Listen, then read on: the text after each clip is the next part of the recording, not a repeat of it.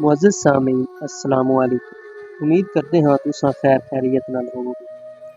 ਕੁਝ ਦੋਸਤਾਂ ਦੀ ਫਰਮਾਇਸ਼ ਤੇ ਅਸੀਂ ਆਪਣੀ ਕੁਝ ਵੀਡੀਓਜ਼ ਉਰਦੂ ਦੇ ਨਾਲ ਪੰਜਾਬੀ ਦੇ ਵਿੱਚ ਵੀ ਕਰਾਂਗੇ। ਤੇ ਅੱਜ ਦਾ ਸਾਡਾ ਟੌਪਿਕ ਟੀਪੂ ਸੁਲਤਾਨ ਹੈ।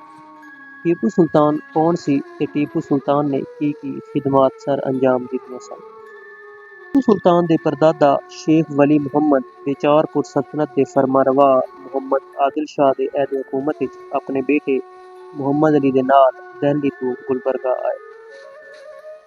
ਹਜ਼ਰਤ ਬਹਿਲੋਲ ਚਨਿਓਟੀ ਪੰਜਾਬ ਮੌਜੂਦਾ ਜ਼ਿਲ੍ਹਾ ਚਨਿਓਟ ਤੋਂ ਤਾਲੁਕ ਰੱਖਣ ਵਾਲੇ ਵਲੀਏ ਕਾਮਿਲ ਬਜ਼ੁਰਗ ਸਨ। ਉਹਨਾਂ ਦੇ ਦੋ ਪੁੱਤਰ ਮੁਹੰਮਦ ਅਲੀ ਤੇ ਵਲੀ ਮੁਹੰਮਦ ਗੁਲਬਰਗਾ ਜਨੂਬੀ ਹਿੰਦ ਚਲੇ ਗਏ, ਕਿਉਂਕਿ ਇਹ ਖਾਨਦਾਨ ਖੁਦ ਵੀ ਔਲੀਆ ਦਾ ਖਾਨਦਾਨ ਸੀ। ਇਸ ਲਈ ਮੁਹੰਮਦ ਅਲੀ ਦਾ ਵਿਆਹ ਮਸ਼ਹੂਰ ਸੂਫੀ ਬਜ਼ੁਰਗ ਹਜ਼ਰਤ ख्वाजा ਹੁਸੈਨ ਗੈਸੂ ਦਰਾਜ਼ ਦੇ ਖਾਦਿਮ ਖਾਨਕਾ ਹਸਨ ਬਖਸ਼ ਦੀ ਬੇਟੀ ਜ਼ੀਨਤ ਬੇਗਮ ਅਲ ਮਾਰੂਫ ਮਜੀਦਾ ਬੇਗਮ ਨਾਲ ਹੋਈ, ਜਿਨ੍ਹਾਂ ਵਿੱਚੋਂ 4 ਬੇਟੇ ਹੋਏ। ਉਹਨਾਂ ਵਿੱਚੋਂ ਇੱਕ ਫਤਿਹ ਮੁਹੰਮਦ ਸੀ, ਜਿਹਦੇ ਬੇਟੇ ਹੈਦਰ ਅਲੀ ਸਨ। ਹੈਦਰ ਅਲੀ ਦੀ ਪਹਿਲੀ ਬੀਵੀ ਦੀ ਵਫਾਤ ਤੋਂ ਬਾਅਦ ਉਹਨਾਂ ਦਾ ਵਿਆਹ ਨਵਾਬ ਸਾਦਤ ਅਲੀ ਦੀ ਭਤੀਜੀ ਫਾਤਮਾ ਉਰਫ ਫਖਰੁन्निसा ਨਾਲ ਹੋਇਆ, ਜੋ ਨਵਾਬ ਸਾਦੁੱਲਾ ਖਾਨ ਦੀਆਂ ਦੋਹਤਰੀਆਂ ਸਨ। ਨਵਾਬ ਸਾਦੁੱਲਾ ਜੱਟਾਂ ਦੀ ਗੋਤ ਜੱਪਾ ਨਾਲ ਤਾਲੁਕ ਰੱਖਦੇ ਸਨ, ਜਦਕਿ ਹੈਦਰ ਅਲੀ ਦੇ ਆਬਾਓ ਅਜਦਾਦ ਜੱਟਾਂ ਦੀ ਗੋਤ ਸਿਪਰਾ ਨਾਲ ਤਾਲੁਕ ਰੱਖਦੇ ਸਨ। ਇਸ ਲਈ ਸਿਪਰਾ ਤੇ ਜੱਪਾ ਦੋਨਾਂ ਗੋਤਾਂ ਨਾਲ ਟੀਪੂ ਸੁਲਤਾਨ ਦਾ ਤਾਲੁਕ ਹੋਣ ਦਾ ਦਾਅਵਾ ਕੀਤਾ ਜਾਂਦਾ ਹੈ।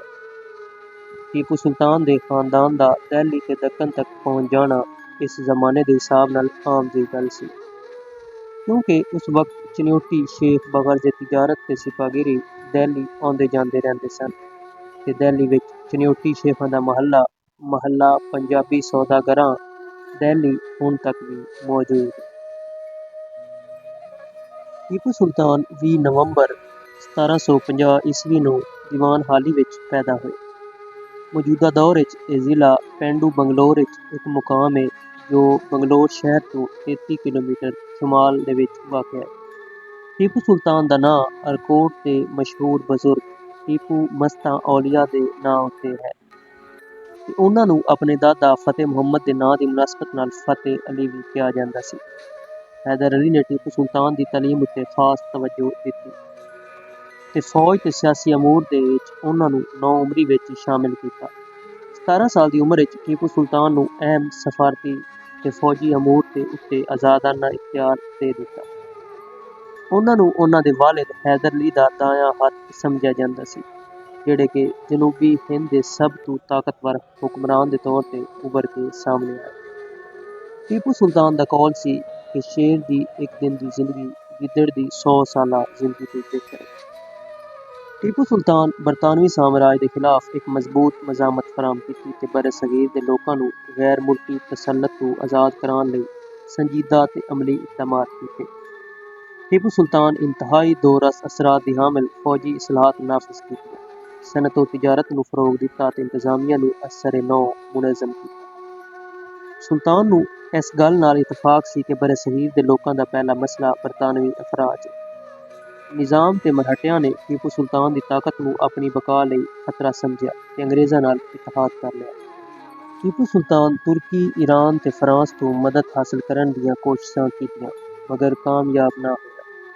ਮੈਸੂਰ ਦੀ ਆਖਰੀ ਜੰਗ ਦੇ ਦੌਰਾਨ ਜਦੋਂ ਸਰੰਗਾਪਟਮ ਦੀ ਸ਼ਿਕਸਤ ਯਕੀਨੀ ਹੋ ਚੁੱਕੀ ਸੀ ਤੇ ਟੀਪੂ ਨੇ ਮੁਹਾਸਰਾ ਕਰਨ ਵਾਲੇ ਅੰਗਰੇਜ਼ਾਂ ਦੇ ਖਿਲਾਫ ਭਰਪੂਰ ਮਜ਼ਾਮਤ ਕੀਤੀ ਤੇ ਕਿਲੇ ਨੂੰ ਬੰਦ ਕਰਵਾ ਦਿੱਤਾ, ਲੇਕਿਨ ਗੱਦਾਰ ਸਾਥੀਆਂ ਨੇ ਦੁਸ਼ਮਣ ਲਈ ਕਿਲੇ ਦਾ ਦਰਵਾਜ਼ਾ ਖੋਲ੍ਹ ਦਿੱਤਾ ਤੇ ਕਿਲੇ ਦੇ ਮੈਦਾਨ ਵਿੱਚ ਜ਼ਬਰਦਸਤ ਜੰਗ ਹੋਈ। ਬਾਰੂਦ ਦੇ ਜ਼ਖੀਰੇ ਵਿੱਚ ਅੱਗ ਲੱਗ ਜਾਣ ਦੇ ਬਾਇਸ ਮਜ਼ਾਮਤ ਕਮਜ਼ੋਰ ਹੋ ਗਈ ਤੇ ਇਸ ਮੌਕੇ ਤੇ ਫਰਾਂਸੀਸੀ ਅਫਸਰ ਨੇ ਟੀਪੂ ਸੁਲਤਾਨ ਨੂੰ ਜ਼ਿਲ੍ਹਾ ਚਿਤਰਾ ਦਰਗਾਹ ਭੱਜ ਜਾਣ ਤੇ ਆਪਣੀ ਜਾਨ ਬਚਾਉਣ ਦਾ ਮਸ਼ਵਰਾ ਦਿੱਤਾ, ਮਗਰ ਟੀਪੂ ਰਾਜ਼ੀ ਨਾ ਹੋਇਆ ਤੇ 4 ਮਈ 1799 ਨੂੰ ਮੈਦਾਨ ਜੰਗ ਦੇ ਵਿੱਚ ਦੁਸ਼ਮਣਾਂ ਨਾਲ ਲੜਦਿਆਂ ਹੋਇਆ ਸ਼ਹੀਦ ਹੋ ਗਿਆ। ਟੀਪੂ ਸੁਲਤਾਨ ਆਪਣੇ ਵਾਲਿਦ ਹੈਦਰ ਅਲੀ ਦੀ ਜ਼ਾਤੀ ਦਿਲਚਸਪੀ ਤੋਂ ਇੱਕ ਆਲਿਮ, ਫਾਜ਼ਿਲ ਤੇ ਮੁਦੱਬਰ ਹੁਕਮਰਾਨ ਬਣੇ। ਉਹਨਾਂ ਤਮਾਮ ਮੁਰੱਵਜਾ ਦੀਨੀ ਉਲੂਮ ਦੇ ਨਾਲ ਫਨ ਕਿਤਾਬਤ, ਹਿਕਮਤ, ਤਿਜਾਰਤ, ਤਕਾਬਲ ਅਧਿਆਨ, ਫੌਜੀ ਮਾਮਲਾਤ ਤੇ ਇਸ ਤੋਂ ਇਲਾਵਾ ਬੇਸ਼ੁਮਾਰ ਅਮੂਰ ਦੇ ਵਿੱਚ ਜਦੇ-ਤੁਲਾ ਹਾਸਿਲ ਕੀਤੀ। ਟੀਪੂ ਸੁਲਤਾਨ ਮੁਸੰਨਫੀਨ ਕਿਤਾਬਾਂ ਦੀ ਬੜੀ ਤਕਰੀਮ ਕਰਦੇ ਸਨ ਤੇ ਇਸ ਤੋਂ ਇਲਾਵਾ ਉਹ ਖੁਦ ਬਹੁਤ ਵੱਡੇ ਮੁਸੰਨਿਫ ਸਨ। ਸੁਲਤਾਨ ਦਾ ਰੋਜ਼ਾਨਾ ਦਾ ਮਾਮੂਲ ਸੀ कि नमाज फजर तो बाद तुलूए आफ्ताब तक कुरान पाक की तिलावत करते सन ते जिंदगी दा हर सबक कुरान तो लैंदे सन। आप दे सौण ते बैठण वाले कमरे दियां दीवारां आयाते कुरानी तो मुज़य्यन होंदियां सन। छत उत्ते भी आयाते कुरानी दा नक्श सी ते एह तमाम आयाते कुरानी जहाद दे मुतल्लिक होंदियां सन।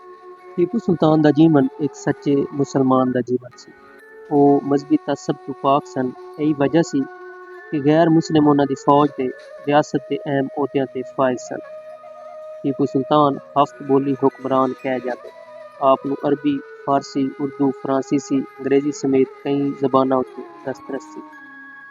आप मुतालिया दे बहुत शौकीन सन ते ज़ाती कुतुबखाने दे मालिक सन, जिस विच किताबां दी तादाद कमोबेश 2000 बयान कीती जाती। हर जंग विच अपनी अफवाज दे शाना बशाना रहण आले टीपू सुल्तान अपने ज़माने दे तमाम फनून ते सिपाहीगिरी तो वाकिफ सन। टीपू सुल्तान एक मुमताज़ सिपह सलार होण दे इलावा तलीम याफ्ता ते एक दीनदार इंसान सन। दीनदारी दा एह हाल सी कि हमेशा बावुज़ू रहिंदे सन ते कुरान मजीद दी तिलावत उन्हां दा खास मशगला सी। उन्होंने जागीरदारी नूं खत्म करके अराज़ी दी इस्लाहात उत्ते जो काम कीते, उन्हां दे नाल सदियां बेकार पईयां ज़मीनां काश्त दे काबिल हो गई, बल्कि उस तों करोड़ां काश्तकारां दी इकतिसादी हालत बेहतर होई ते मुल्क ने तरक्की दी नवीं रावां वेखियां।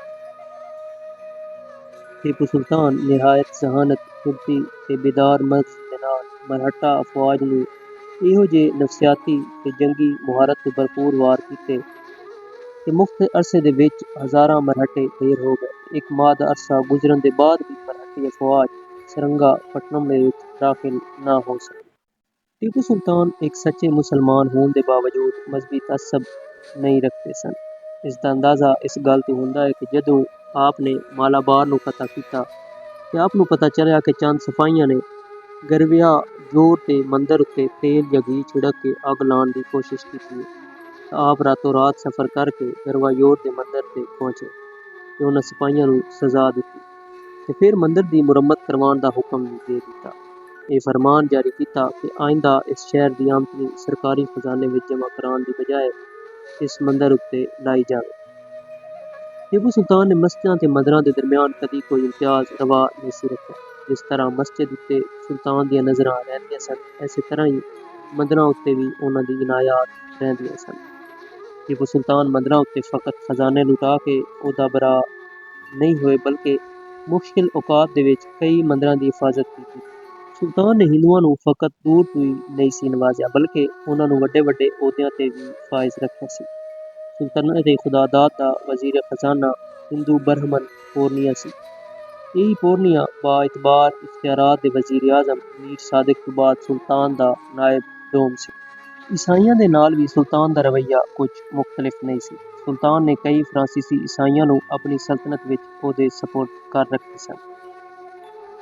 टीपू सुल्तान दे ज़माने ते जे नज़र दौड़ाई जावे तां एह समझना मुश्किल नहीं रहिंदा कि ओह दौर एक वड्डा तारीखी मोड़ सी, जिस दे विच दुनिया दी तारीख ते खासकर हिंदुस्तान दी तारीख उत्ते बेपनाह मुश्किल वक्त आया ते उस वक्त ओहनूं संभालण वाला कोई नहीं सी ते सुल्तान इस मैदान विच बिल्कुल तन्हा सी। दूर दूर तक कोई उन्हां दा महरम राज नहीं सी। टीपू सुल्तान दे पैदा होण तो सिर्फ 4 अशरे पहले सल्तनत ए मुगलिया दा आखिरी अजीम हुक्मरान औरंगजेब आलमगीर फौत होया सी। टीपू सुल्तान नूं जिद्दत ते इजादात दा शौक सी।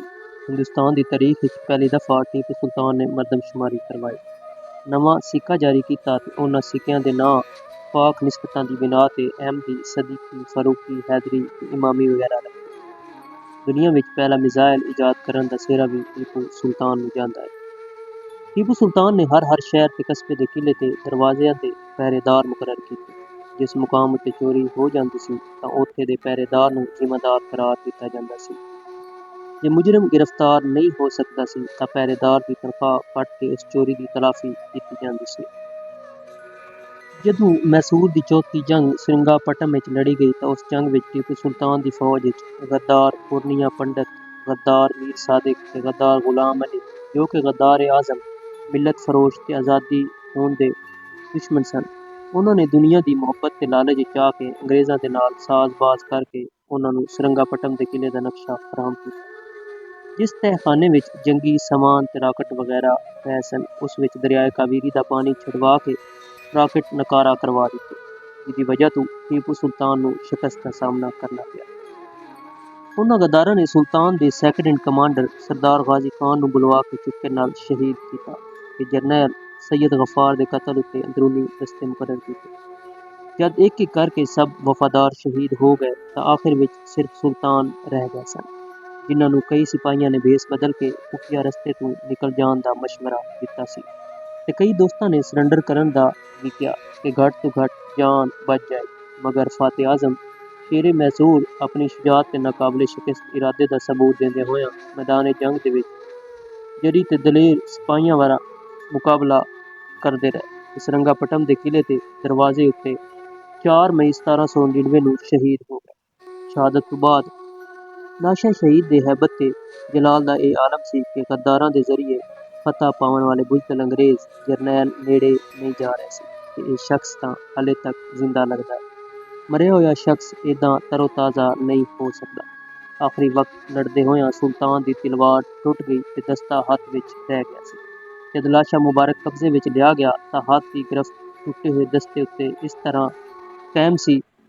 ਅੰਗਰੇਜ਼ੀ ਫੌਜ ਦਾ ਬੰਦੂਕਚੀ ਜਿਨ੍ਹੇ ਸੁਲਤਾਨ ਸ਼ਹੀਦ ਉੱਤੇ ਆਖਰੀ ਗੋਲੀਆਂ ਚਲਾਈਆਂ, ਉਹਨੇ ਹਾਲਾਤ ਜੰਗ ਬਿਆਨ ਕਰਦੇ ਹੋਇਆਂ ਆਪਣੇ ਜਰਨੈਲਾਂ ਨੂੰ ਦੱਸਿਆ ਸੀ, I don't know who he was, but he fought like a tiger। ਯਾਨੀ ਮੈਨੂੰ ਪਤਾ ਸੀ ਕਿ ਇਹ ਮੇਰੇ ਸਾਹਮਣੇ ਲੜਨ ਵਾਲਾ ਕੌਣ, ਮਗਰ ਉਹ ਸ਼ੇਰਾਂ ਵਾਂਗੂ ਲੜ ਰਿਹਾ ਸੀ। ਟੀਪੂ ਸੁਲਤਾਨ ਸ਼ਹੀਦ ਦੀ ਸ਼ਖਸੀਅਤ ਤੋਂ ਨਾ ਸਿਰਫ ਹਿੰਦੂ ਤੇ ਮੁਸਲਮਾਨ ਹੀ ਮੁਤਾਸਿਰ ਸਨ, ਬਲਕਿ ਈਸਟ ਇੰਡੀਆ ਕੰਪਨੀ ਦੇ ਗਵਰਨਰ ਜਨਰਲ ਵੈਲਜ਼ਲੀ ਨੇ ਟੀਪੂ ਸੁਲਤਾਨ ਦੀ ਸ਼ਖਸੀਅਤ ਨੂੰ ਭਾਪਦੇ ਹੋਇਆਂ ਕਿਹਾ, I fear, my friends, that Tipu's memory will live long after the world has ceased to remember you and me। ਮੇਰੇ ਦੋਸਤੋ, ਮੈਨੂੰ ਇਹ ਡਰ ਹੈ ਕਿ ਟੀਪੂ ਨੂੰ ਇਹ ਦੁਨੀਆ ਹਮੇਸ਼ਾ ਯਾਦ ਰੱਖੇਗੀ, ਜਦ ਕਿ ਸਾਨੂੰ ਤੇ ਤੁਹਾਨੂੰ ਭੁੱਲ ਜਾਏਗੀ। ਮੁਅੱਜ਼ਿਜ਼ ਸਾਮੀਨ, ਮਜ਼ੀਦ ਮਾਲੂਮਾਤੀ ਵੀਡੀਓਜ਼ ਲਈ ਸਾਡੇ ਚੈਨਲ ਨੂੰ ਸਬਸਕ੍ਰਾਈਬ ਕਰੋ, ਵੀਡੀਓਜ਼ ਨੂੰ ਲਾਈਕ, ਕਮੈਂਟ ਕਰੋ ਤੇ ਸ਼ੇਅਰ ਕਰੋ। ਸਾਡੀ ਹੌਸਲਾ ਅਫਜ਼ਾਈ ਕਰੋ ਤੇ ਦੁਆਵਾਂ ਵਿੱਚ ਯਾਦ ਰੱਖੋ। ਅੱਲਾ ਹਾਫਿਜ਼।